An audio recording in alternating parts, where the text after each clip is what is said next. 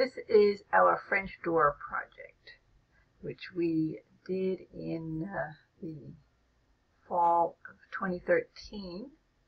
And here we have opened up the wall to investigate the construction. We see the original log structure interspersed with concrete chinking.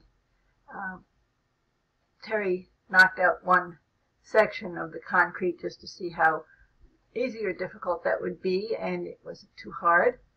So once we had the hole in there, he kind of forced my hand at going out and buying a door. This was in early September, as you can see from the date here, and with winter coming on, we simply couldn't have a big hole in the wall. So that was really what pushed us. And here is another view of the hall with the wall open. We have an electric line coming down here, so that was going to have to be rerouted. Just another view. And this is the outside, and we can see here where the hole was. I covered it up with some plastic. A little close-up, the log structure below the window. You'll see we proceeded to remove that and prepare it to receive the door. So here we are chopping away at that log.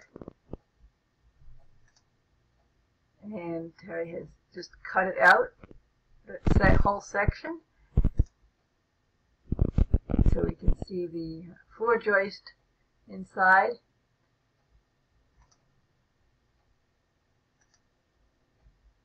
Some more close-ups. And then this is the hanging log, which the outside was a bit rotted, and so chopped away some of that rotted section, and ultimately, as you'll see when we got to the end, we covered it with some concrete. There's the log that we took out of that section. And here then proceeded to put two 2x6s in place, good sturdy support for the door that would come in about a month later.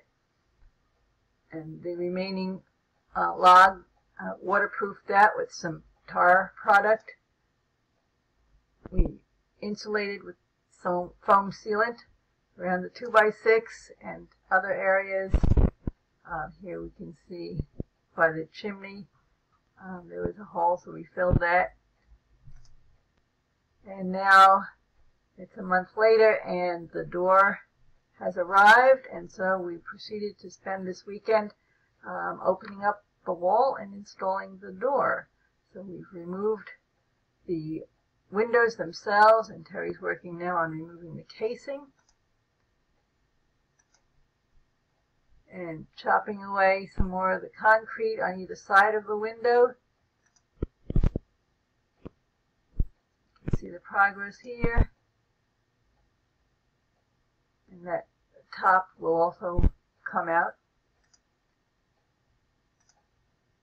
This is the inside view. We've got the concrete on either side of the knee wall removed. So what we have to do is disconnect the window sill from the knee wall, and that should come right out. That wasn't so easy, however.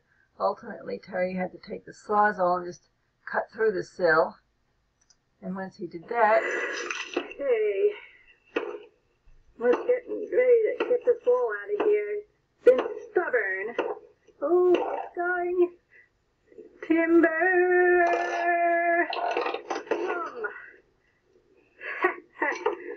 There's our space for our door. All right. and it came out easy. You can see here the electric hanging. It was embedded in concrete along the side of the window. And now Terry's taking a little break, taking stock of what needs to happen next.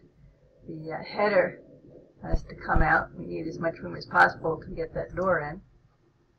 And here's an inside view of the hole. And this night we did have a big hole in the wall, but luckily it wasn't a chilly evening, and just covered it up with some plastic and put a big piece of cardboard, actually from the screen door, covered that up. And in the meantime, the cats were in the basement this whole weekend, so they wouldn't go out the hole in the wall.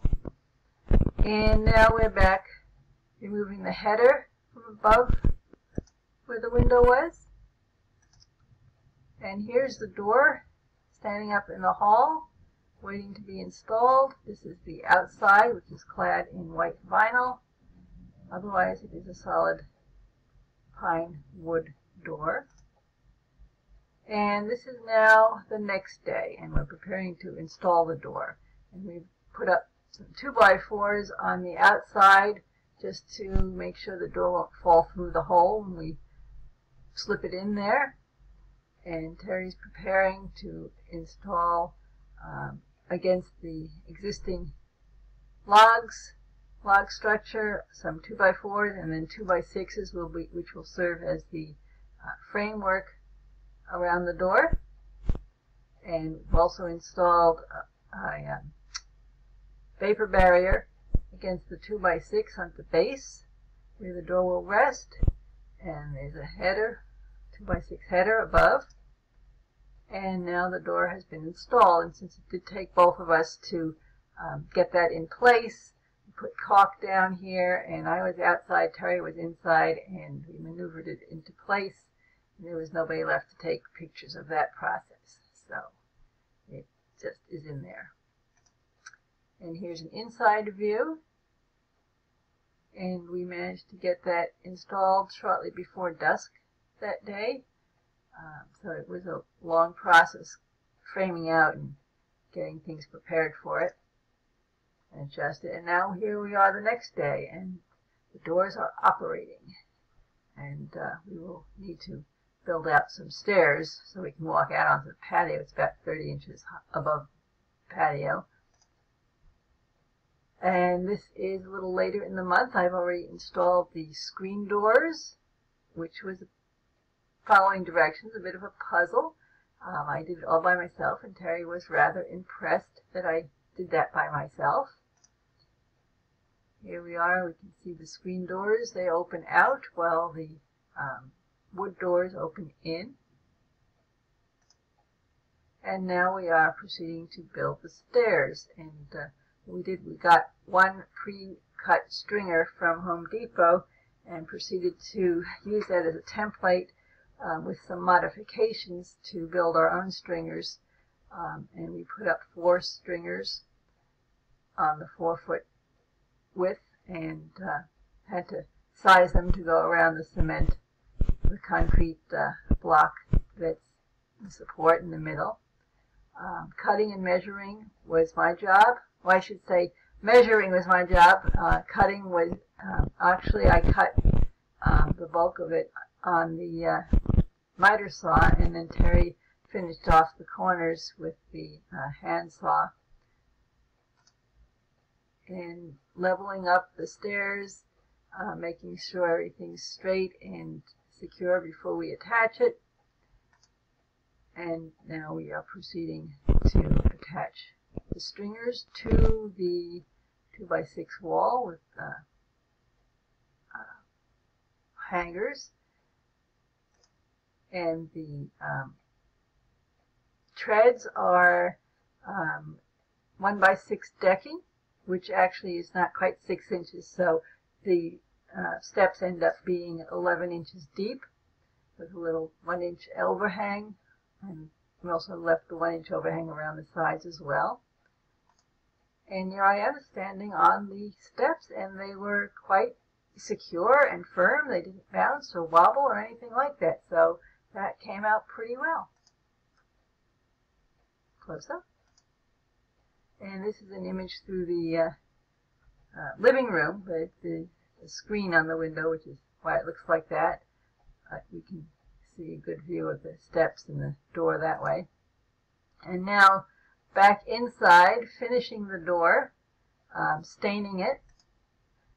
So I've got stain on one door, and the other door is the raw pine, so we can see the difference there. That's probably a bit of a better shot. the other side. I tried to match the color to the wall, but had to use a gel stain, and they kind of limited in terms of colors, so I got closest. Ended up being a little lighter than the stain on the wall panels, but I ended up settling with that.